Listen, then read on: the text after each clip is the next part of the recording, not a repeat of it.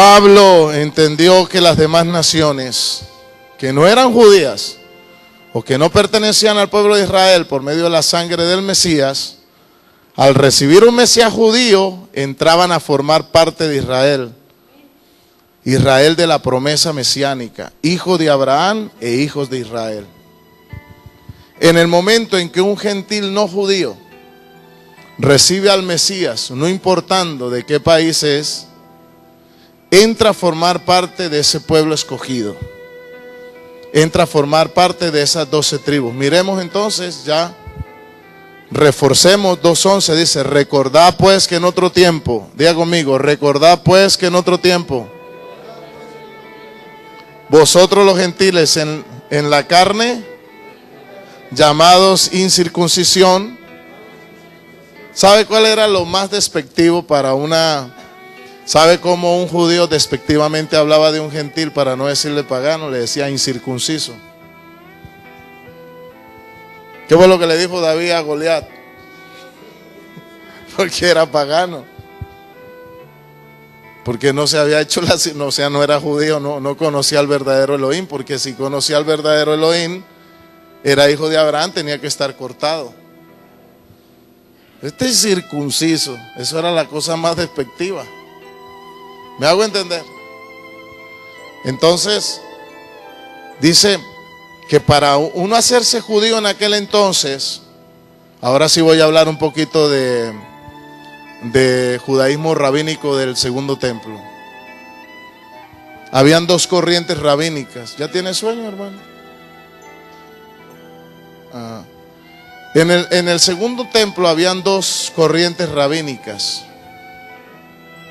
Estaba la escuela de Shammai y la escuela de Hillel. La escuela de Shammai era la escuela más cerrada y rajatabla. Eran como decir ahora el movimiento misionero mundial en el pentecostalismo. Y la escuela de Shammai era como decir que como un movimiento más light. La escuela de Hillel, perdón. Eran 2 rabinos que tenían su corriente y su doctrina. Por ejemplo, ¿usted pertenece a la escuela de quién? De Raúl Vargas. Usted es un talmín porque está estudiando el Talmud mío. ¿Qué es un talmín? ¿Qué es Talmud? Es la manera como yo interpreto la Torah y hago escuela. Usted va a encontrar que cada rabino tiene su escuela y cada cual se identifica con su escuela porque es formado por el rabino. Los rabinos podemos tener diversidad de criterios, pero siempre tenemos que estar de acuerdo en una verdad. De la escuela de Shammai, todos tenían la misma verdad, pero unos eran más cerrados que otros. Por ejemplo, la escuela de Shammai decía que un judío le podía dar carta de divorcio a una mujer si le preparaba mal la comida. O si no le daba comida kosher, o si no lo atendía bien sexualmente, o por cualquier tontería le podía dar carta de divorcio. Y que un hombre no pecaba adulterando físicamente, en la mente, sino que era en lo físico, cuando llegaba a materializar el acto sexual. O sea que un hombre y una mujer se podían besar y acariciar, pero si no iban al acto sexual no era pecado. ¿Me hago entender? Es que son maneras de pensar de la gente. ¿Me hago entender? Entonces el rabino Shammai decía: un hombre peca no mirando a una mujer, sino simple es pecado cuando materializan el acto sexual. Entonces Hillel decía: no, un hombre peca cuando ya una mujer se la imagina en la mente sexualmente, ya está pecando. Entonces eran 2 posiciones diferentes. Entonces cuando Yeshua venía, cuando apareció Yeshua, habían 2 escuelas rabínicas. Y fuera de eso estaban los esenios, que eran los que se habían retirado a la montaña porque el sacerdocio del templo que estaba manejado por Herodes, que no era judío, les causaba repugnancia y ellos consideraban que el templo estaba corrompido. Entonces hicieron sus ritos de purificación en Masada y en las montañas. ¿Me hago entender? Y se fueron a vivir a lugares desiertos porque no querían nada con el judaísmo del segundo templo.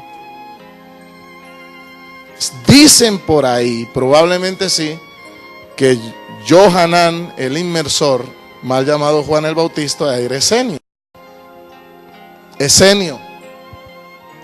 Y criticaban fuertemente a la cúpula corrompida del sacerdocio en aquel entonces, lo que eran los fariseos y los escribas. Entonces habían varias corrientes. Entonces cuando vino Yeshua, reafirmaba la corriente de Gilel. Yeshua se acomodaba más a la corriente de Gilel. Y la corriente de Gilel fue la que más predominó, porque Gilel era más abierto en su doctrina. Gilel decía que para que una persona no judía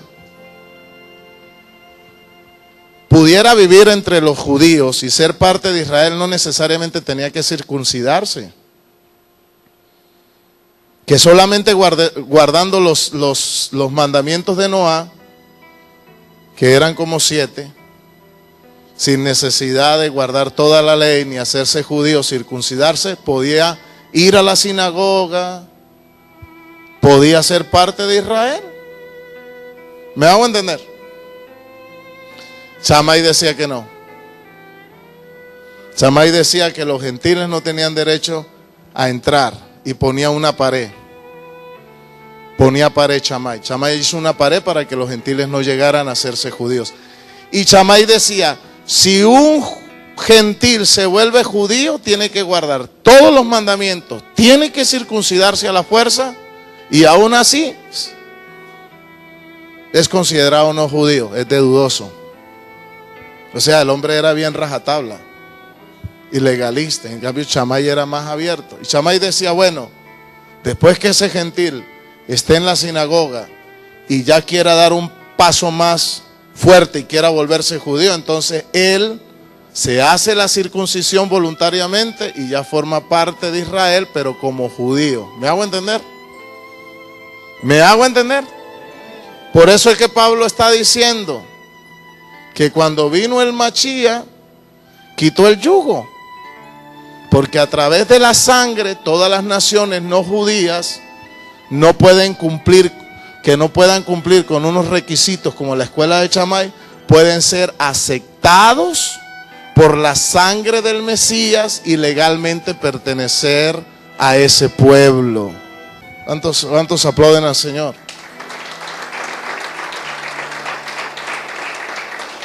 Estas clases son para estudiar. Esto no es para decir gloria a Dios, aleluya, su nombre gloria, no. Esto es para estudiar. Y para estudiar hay que hacer un esfuerzo, porque es más fácil dormir que estudiar. Y cuando le pregunten algo, ¿usted qué va a decir? ¿Por qué eres mesiánico? Porque está de moda. No, el mesianismo no está de moda. El mesianismo es una restauración profética. Aquí no está de moda nada. Aquí no está de moda ni el rabino, ni está de moda nada de eso. Aquí lo que está de moda es nada. Aquí lo que está es una restauración que el Señor va a hacer en esta recta final de tiempo. Entonces ahora sí entendemos a Pablo, que viene de la escuela de Gilel. ¿De dónde venía Pablo? ¿De la escuela de Shammai o de la escuela de Gilel? Ahora escúchenme bien. Yo no sé si aquí hay gente que sea incisiva, perspicaz. ¿Quiénes fueron los que provocaron el alboroto en los Gálatas? ¿De qué escuela? ¿Los de Gilel o de Shammai? Los de Shammai. Porque los de Shammai llegaron a entregarse al Señor, pero seguían con su legalismo. Por eso cuando usted es rajatabla en lo pentecostal, vuelve mesiánico y sigue siendo rajatabla. Cuando es mediocre allá, también es mediocre aquí. ¿Me hago entender?